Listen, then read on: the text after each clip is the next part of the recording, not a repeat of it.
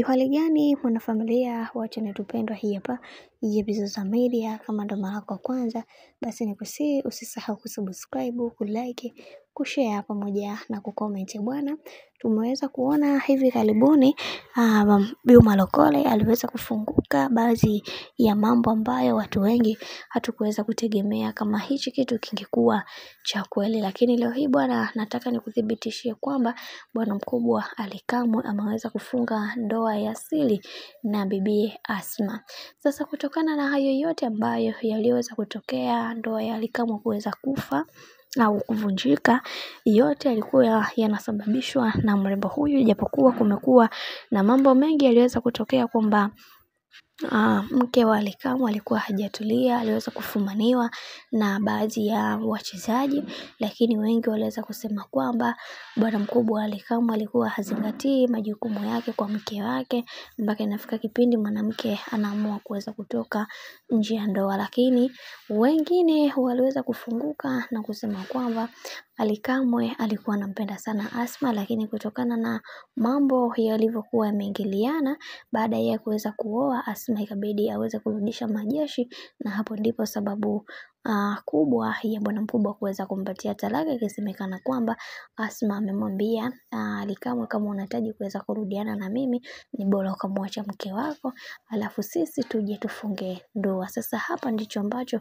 kinachoendelea kwa sasa hivi. Inavyoonekana bwana mkubwa Ally Kamwe aliweza kumwacha mke wake ambaye alikuwa ni mzuri na alikuwa anaitwa Yusra, lakini ameweza kumuoa bibi Asma. Kupitia peji tofauti za udaku tumeweza kuona habari hizi zimetapakaa sana, na kibaya zaidi bwana mkubwa huyu ameweza kurudia ile tabia yake ya kuweza kufunga ndoa ya siri pasipo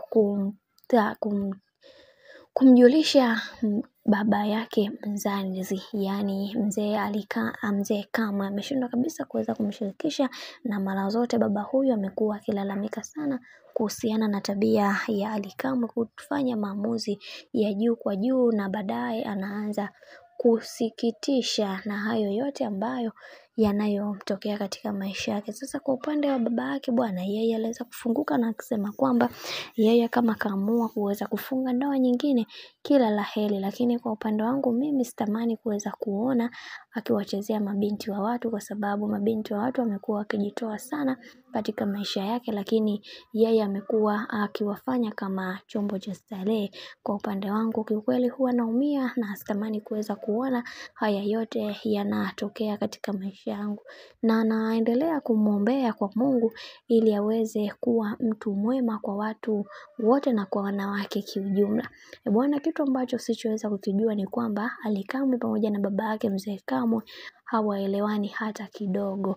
Mpaka ndoa ya kwanza ya Ally Kamwe baba yake mzazi hakuweza kuhudhuria mpaka imefikia ametoa talaka, na hivyo kwa mwanamke huyo ambaye aliweza kufunga ndoa ya siri, baba yake mzazi na yeye hakuweza kupewa taarifa yoyote. Sasa unafikiri hapo kuna kitu gani ambacho kinachoendelea kati ya baba na mwana?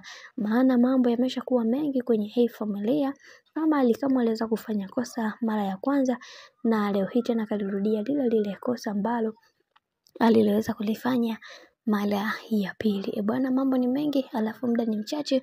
Mimi nikusihi kitu kimoja, kama ndo mara kwa kwanza kufuatilia channel tupendwa hii hapa ya Bizoza Media, basi nikusihi usisahau kusubscribe, kulike, kushare pamoja na kucomment. Kwa upande wangu sina la ziada, wacha nikutakia siku njema na kazi njema. Tukutane next time. Bye bye.